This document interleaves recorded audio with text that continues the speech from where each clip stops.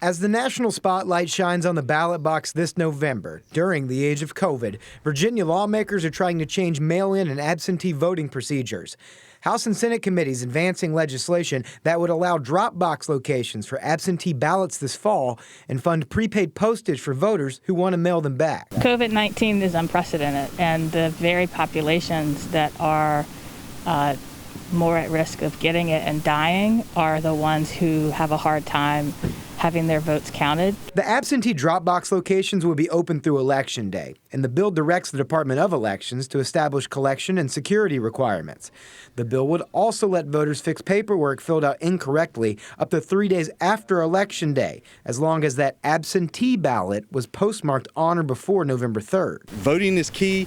Making sure that it is secure and done properly is equally as key. Republicans oppose the drop box idea, one senator calling it, quote, the biggest invitation for fraud we've seen, since voters would not be required to personally drop off their absentee ballots. Republican Ryan McDougal opposes the bill, saying there are already ways of keeping both the voter and the vote safe. Certainly we can do absentee balloting and have people send it back in. Certainly you can go to a polling place and not get out of your car. We did that during the primaries. We have done that. Democrats say there's little evidence of widespread voter fraud using the methods they're pushing for, which are already in place in dozens of states.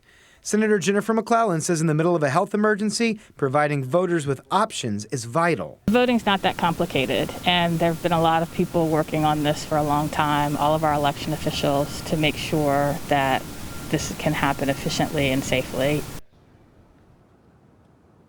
The bill does contain an emergency clause, and it would take effect immediately if it passes. The full House and Senate are expected to take up the measure later in the week. Absentee voting in Virginia begins September the 18th, and the deadline to request an absentee ballot by mail is October the 23rd. Working through the state capitol, Jake Burns, CBS 6 News.